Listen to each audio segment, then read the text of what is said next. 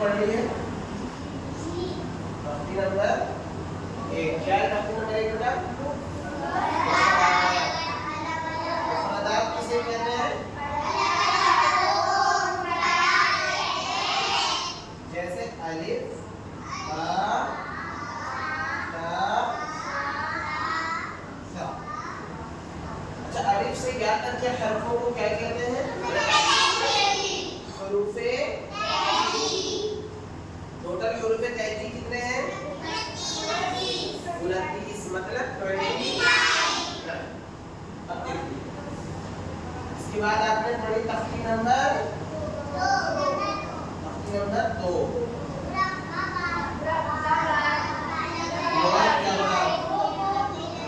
मुरक्कबात किसे कहते हैं? मिले जुले हरफों को।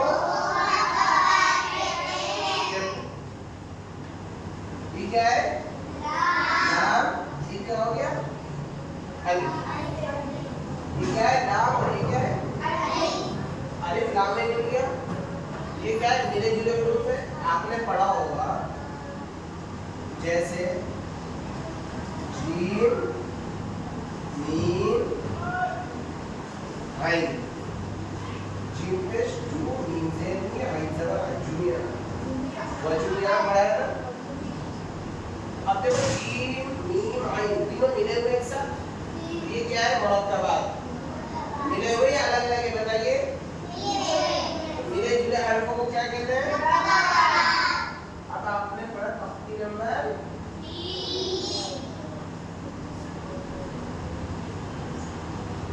3 हरकत। हरकत किसे कहते हैं?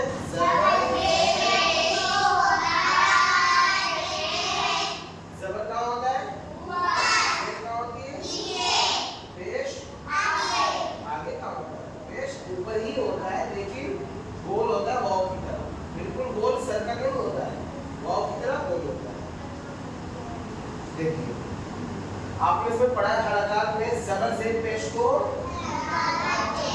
जिस हरफ पर ज़बर ज़ेर पेश हो उसे क्या कहते हैं? मुतहर्रिक। जैसे हमजा के ऊपर अगर ज़बर है तो हमजा को बोलेंगे मुतहर्रिक। जैसे देखिए ये अलिफ है क्या हमजा?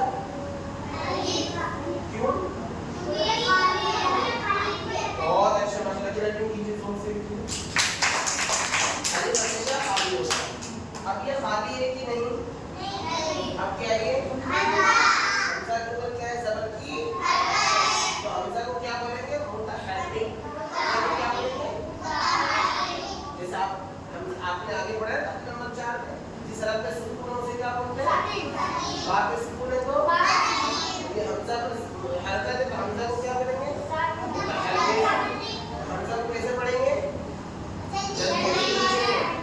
जल्दी। जैसे हमजा ज़बर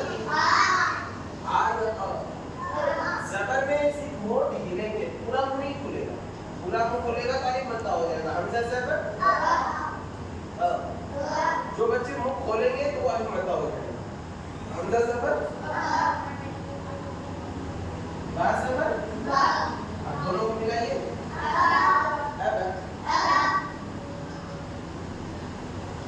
जीम ज़बर तीनों को मिलाइए दाल ज़बर चारों को मिलाइए। अच्छा ये अलग अलग है मिले हुए हुरूफ है। अब हम पढ़ेंगे तख्ती नंबर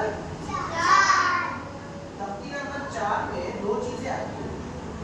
इसमें तख्ती नंबर 4 में आपने पढ़ा है सुकून का बयान भी और हमजा साकिन का बयान भी। हमजा की कितनी शक्लें होती हैं? हमजा कभी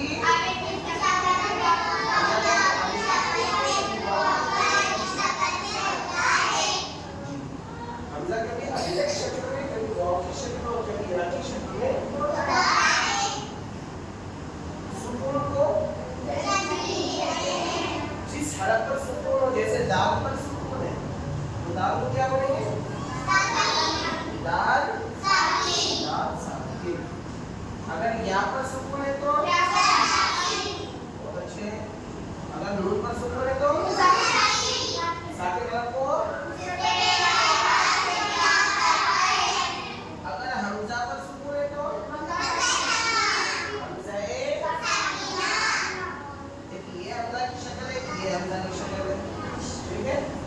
हमजा किसकी शक्ल में?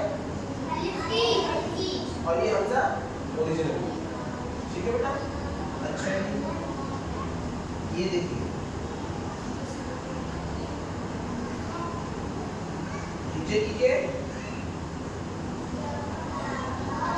वाव से मिलाएंगे या हमजा से मिलाएंगे? क्योंकि हमजा किसकी शक्ल में? या हमजा पेश हमजा साजना को ताजे क्या हो गया? समझ में आ गया ना? अब इसे मिटा रहा हूं मैं।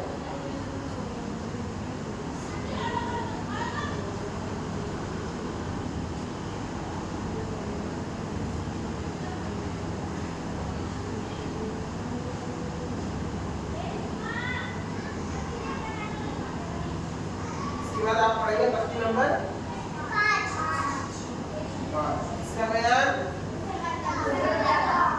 रूपे मदा का बयान। रूपे कितने?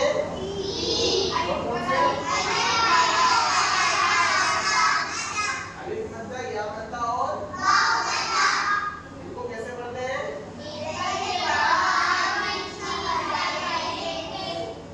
ये क्या है?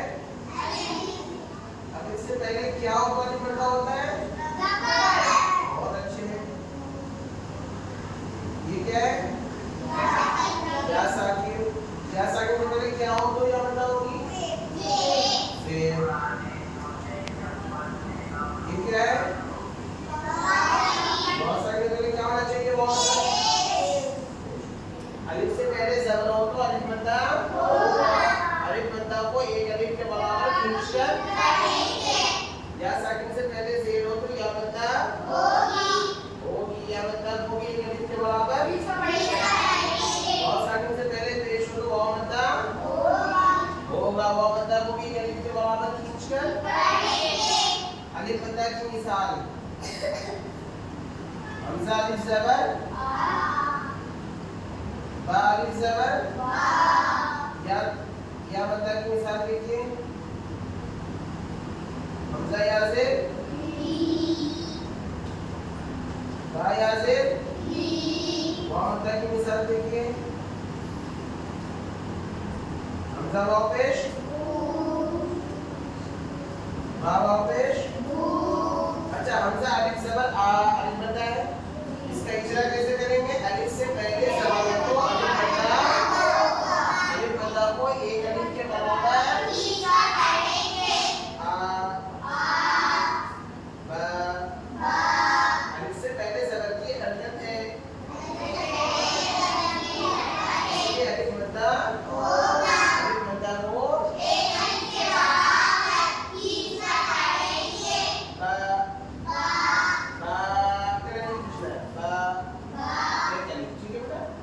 या मद्दा हमजा या ज़ेर या साकिन या ऊपर क्या बेटा? इसे यहाँ पर सुकून है, इसे क्या बोलते हैं?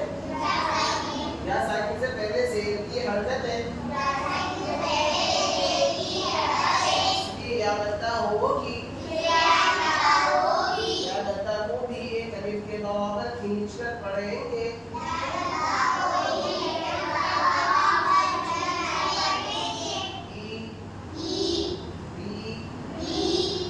इजरा कैसे करेंगे? इजरा कीजिए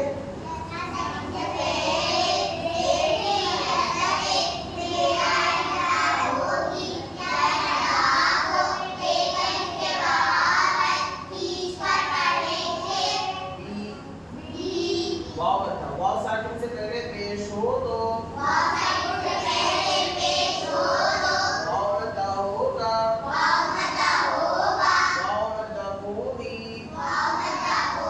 एक अलिफ के बराबर खींचकर पढ़ेंगे। हमजा वाव पेश। अब यहाँ पे इजरा कैसे करेंगे? कीजिए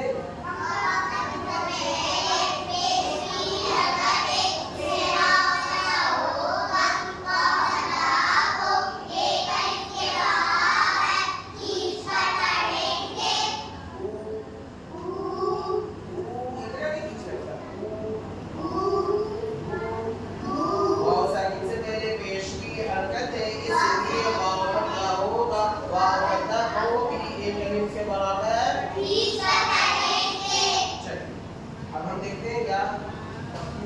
अच्छे। नहीं, तख्ती नंबर 5 में एक चीज और रहेगी क्या?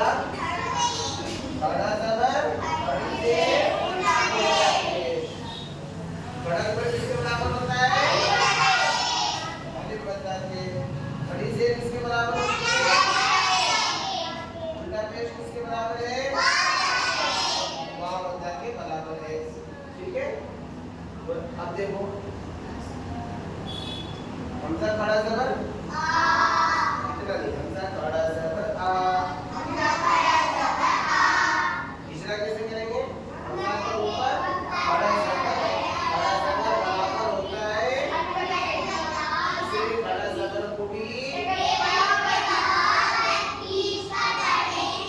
अच्छा। हमजा खड़ी से आपने पढ़ा ना इलाफी कुरैश इलाफी, हमजा खड़ी से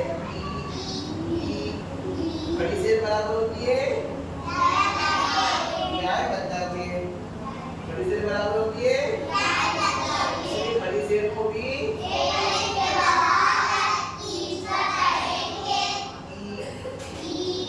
उल्टा पेश किसके बराबर होता है? इसलिए उल्टा पेश को भी उल्टा पेश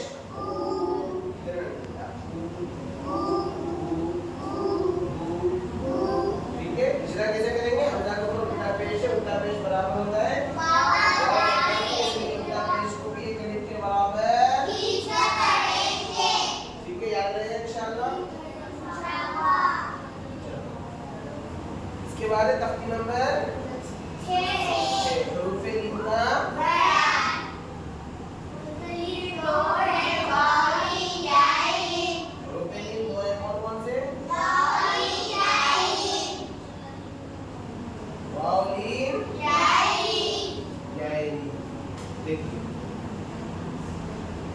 वाव साकिन से पहले क्या हो? जबर हो तो वालीन होगा। यहाँ साकिन से पहले जबर हो तो यालीन दोनों को हुरूफ-ए-लीन मतलब दोनों को नरम आवाज के साथ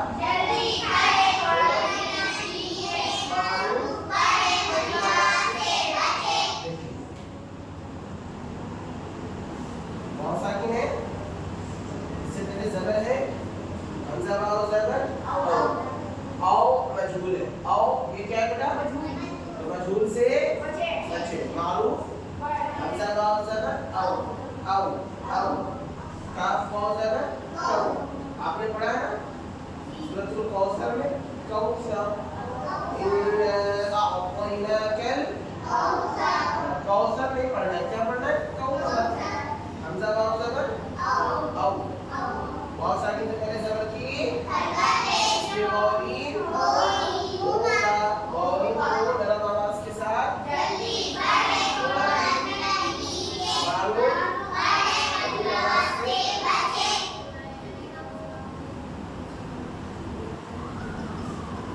या साकिन से पहले क्या है?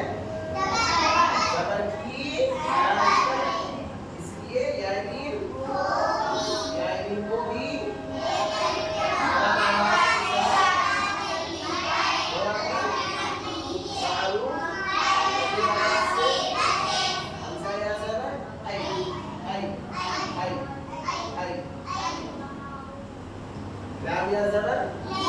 जैसे आप पढ़ते हैं पढ़ते हैं ना अलैहिम वलद्दाल्लीन पढ़ते हैं अलैहिम गैर या ज़बर गैरिल मग़दूबी पढ़ते हैं। चलिए समझ में आ गया बेटा? हुरूफ-ए-लीन को नरम आवाज के साथ जल्दी पढ़ें। अब देखिए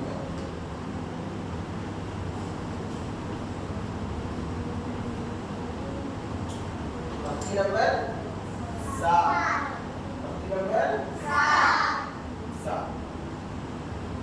इसका बयान नंबर 7 किसका बयान? तनवीन का बयान। नंबर 7 किसका बयान बेटा? तनवीन किसे कहते हैं? तनवीन की आवाज कहाँ जाती है?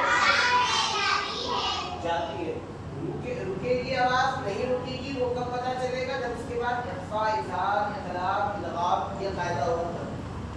लेकिन तन्वीन की आवाज और नून साकिन की आवाज नाक में हर हाल में जाती है। देखिए दो जबर की तन्वीन के साथ अलिफ लिखा जाता है कहाँ? बा दो जबर बन या बा अलिफ दो जबर बन? तो दो जबर की तन्वीन के साथ अलिफ लिखा जाता है मगर बा याद है? तख्ती नंबर 8 क्या है बेटा? नून साकिन की आवाज कहाँ जाती है? तो दोनों की आवाज कैसी है? एक है। दोनों की आवाज कैसी है? बा दो जबर बन और बा नून जबर बन, दोनों सेम है। तो तख्ती नंबर 8 नून साकिन का बयान, इस नून पर सुकून हो उसको नून साकिन कहते हैं। नून साकिन और तन्वीन की आवाज एक जैसी होती है। नून साकिन और तन्वीन की आवाज एक जैसी होती है।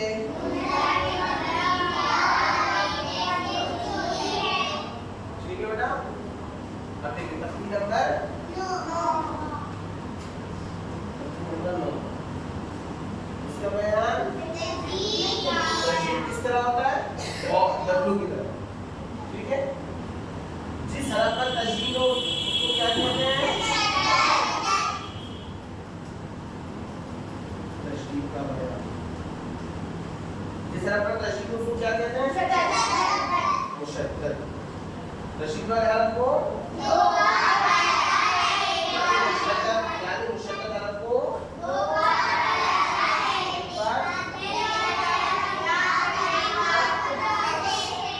और तशदीद की आवाज में एक किस्म की होती यानी थोड़ी सी ताकत लगानी पड़ती। अब आप देखो ये बापे तशदीद है, बापे जबर भी है।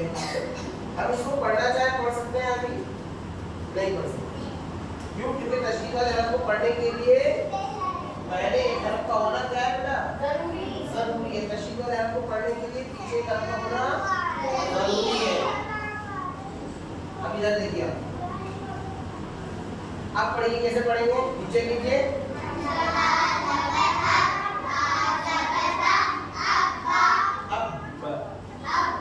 थोड़ी सी सख्ती, थोड़ी सी सख्ती। हमजा बा सदर क्या होगा?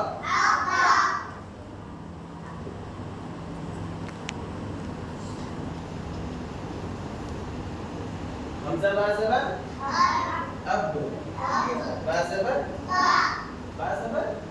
मेरे कहा ना जबर में मुंह नहीं खोलेंगे, सिर्फ मुंह हिलाएंगे। बा जबर ब अब क्या हुआ? अब तो इसमें मुशद्दद हरफ कौन सा है? क्यों? माशाअल्लाह। फिर हम नीचे जोर से पढ़ेंगे। बातों का तस्दीक है, इसके बाबू क्या होंगे? मुशद्दद हरफ को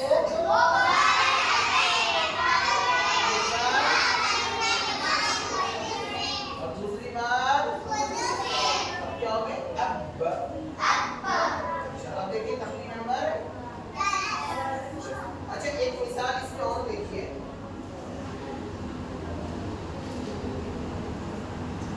नीचे कीजिए काफ लाम जबर और आगे लाम अलिफ जबर। ये क्या है? अलिफ। लाम अलिफ जबर। इसका इजरा कैसे करेंगे? काफ के ऊपर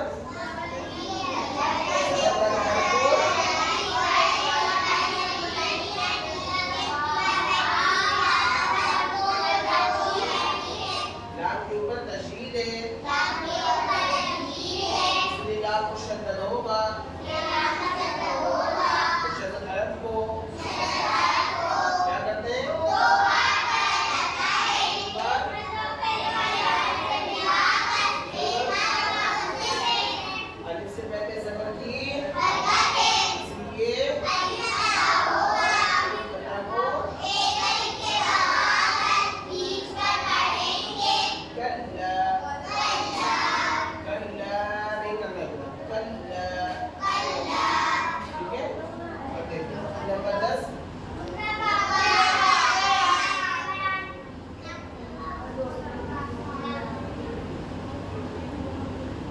मीम पे तशदीद हो तो क्या होगा बेटा? गुन्ना गुन्ना किसे कहते हैं? आवाज को रोकना। आंख में एक अलिफ के बराबर आवाज को रोकना। कितनी देर रोकना? एक अलिफ के बराबर। नाक में एक अलिफ के बराबर आवाज रोकेंगे तो गुन्ना होगा। लेकिन गुन्ना होगा कब? जब रोककर और मिलकर क्या हो? तशदीद जरूरी है। देखो जैसे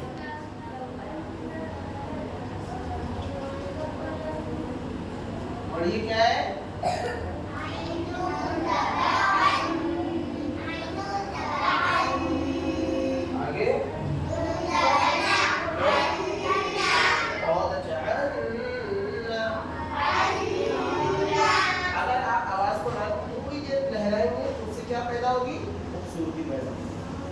जैसे आप खूबसूरत बनने के लिए चेहरे का मेकअप करते हैं, नहीं करते हो?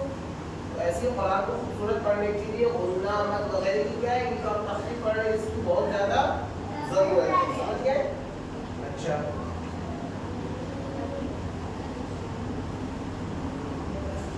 इसे पढ़िए, इसे कीजिए।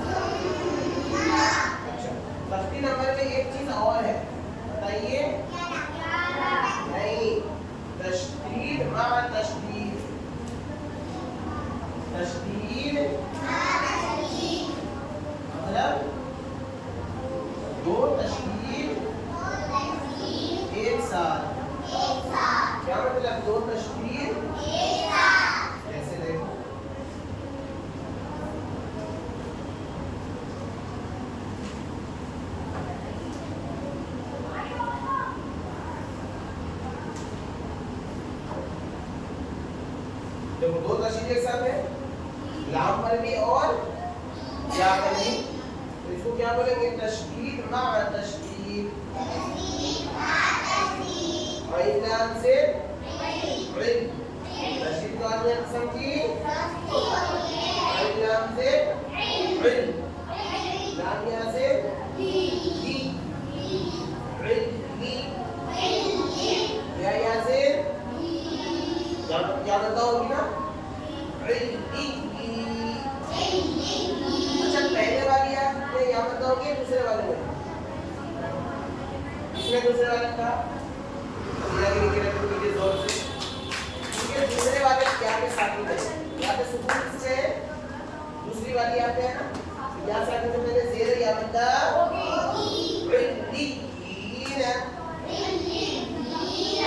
क्या होगा बेटा?